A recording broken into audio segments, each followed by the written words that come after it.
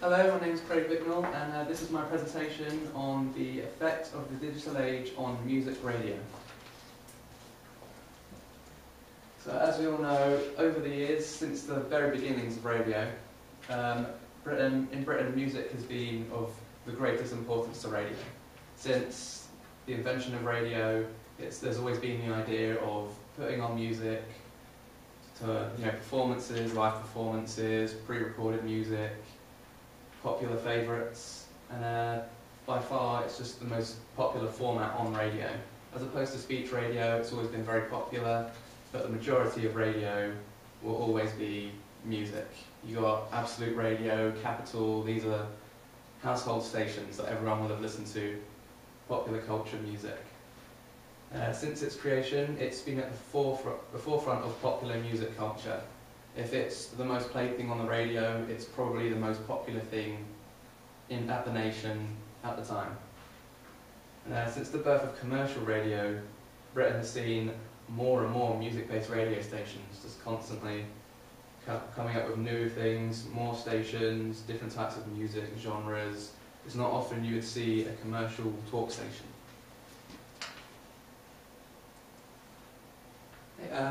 And obviously, there's been a lot of talk about the radio in the digital age. It's brought with it many new developments with every industry. You look at the radio industry, the film industry, TV industry, constant developments.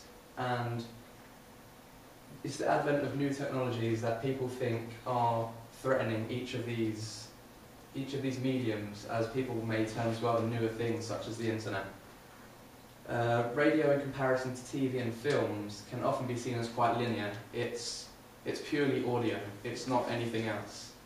You look at TV and graphics are still getting better, TVs are getting smaller, whereas you look at radio and it's hard to see as many groundbreaking changes over the last few years. So it is easy to see why some people may have this view. First of all, the most probably important development, biggest thing, is the MP3 and the MP3 player. This is a new development that allows anyone to keep a song on them, on any device they have, as a computer-generated file. And this can be played off multiple devices. It doesn't have to just be, played as a record. It's not something you physically need to carry around. It makes life a lot easier. So it's obviously, radio was previously probably the most portable form of media you could have. You could have it in your car, you could carry, an old-fashioned Walkman on you. But now, it's possible for people to have their favourite tracks on them all the time, to take wherever they want. They can play whatever tracks they want, when they want. There's no need for a DJ, there's no need to listen for adverts. It's not listen to the song once and then it's gone, you've missed it for the rest of the day or the next few hours. So there's a lot of advantages that people see in it, as opposed to something like radio. And obviously, as put by Chignall, why listen to a DJ playing a station's playlist when you can listen to anything from your own personal collection? It's like your own private world of music. Next, we obviously have the development of the internet, something that was always going to be huge since its creation. And unfortunately, with the internet has come music piracy. And what with MP3 files being so easily stored, copied on the internet, this has had a very negative effect on the music industry, in terms of their money making, in terms of the quality of things they can put out, because lack of funding, lack of money from the music they're putting out there.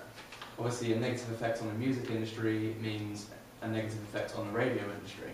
They go hand in hand. One's going to affect the other if the other does badly. And it's also, yet again, it's another way of attaining music without the need for listening to radio. As previously, it was one of the only ways people could get, music in their life. Along with this comes, this is obviously legal, and this is music streaming.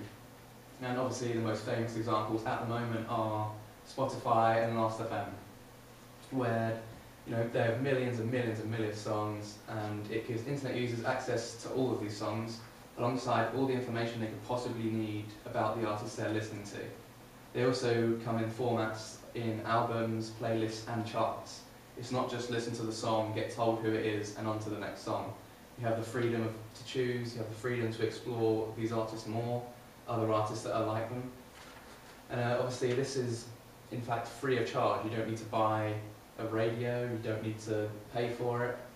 Through the use of adverts, they can offer it to users for free.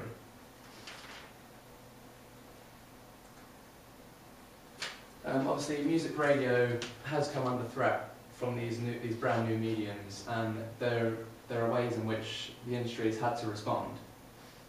There's also ways in which it's also benefited from the digital age. So they've had to respond in certain areas where they need to evolve, but then there's also areas where they can jump on kind of say the modern day bandwagon and make their medium that much better.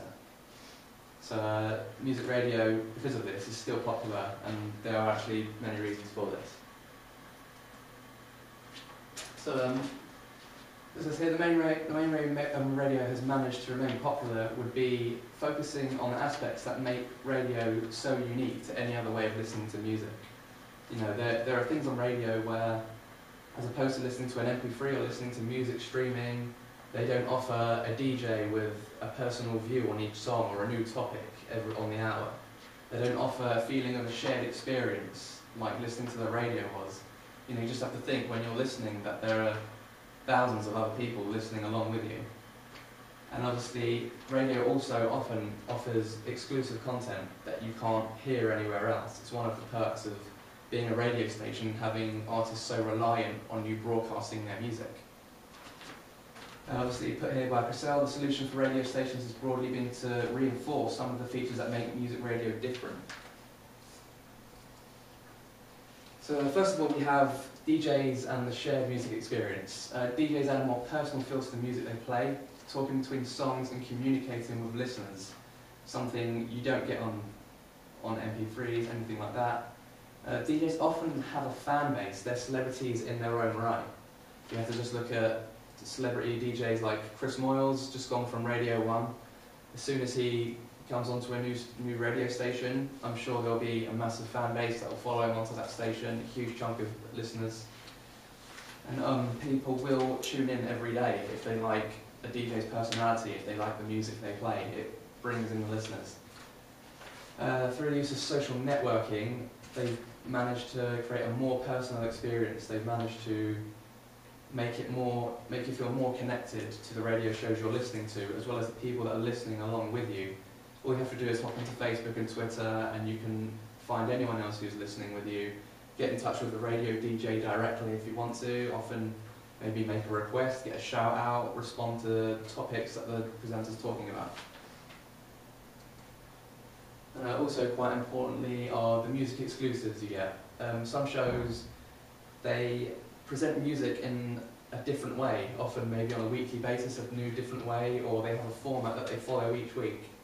So definitely probably the most popular original formats would be the Desert Island Discs, for example, where each week they bring someone on, an influential figure, a celebrity, and we'll just say to them, if you were stranded on a desert island and you could have 8 discs with you, what music would you pick?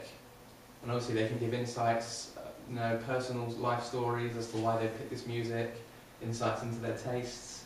It's very interesting, it really keeps it fresh, and it's not just pressing play on a song and listening to it. There's also the Radio 1 Live Lounge, which is very, very popular, especially among more younger listeners. It features a lot of modern day artists who are interested in coming in and giving an exclusive live performance of their songs, and also often a live performance of another artist's song, which is something people are very interested in, seeing a new take, or seeing a breath of fresh air being given to a song, and seeing each artist give their own unique spin on each track. So that's the end of the presentation there. So as you can see, when we look at RAJAR figures, there's still an 89% listenership of radio. It's still very popular, so is there any questions? Do you think there's a possibility that maybe radio will completely die out and it'll just be streams? So for example, how you hear on iTunes, you just got streams of music all the time. Do you think that's going to be a future, or will there still be some talking and actual people there doing the work? I think there will always be a kind of urge to listen to a more kind of personal, kind of someone who can make a personal connection with you while you're listening to your music. Yeah. It's like you look at a lot of podcasts, podcasts at the same time are doing incredibly well. You know, you could be listening to a song and then hearing your favourite DJs talking over that as well. There's still a want for it, there's still a need for it in a sense. So I think there's always going to be that urge to listen to someone, be able to talk, get topics in between songs, something to kind of break up each song. It's a less individual experience. We're quite social creatures, and I think we're always going to want to be included. Okay. Any other questions? These here are my references. That's the end of my presentation. Thank you for listening.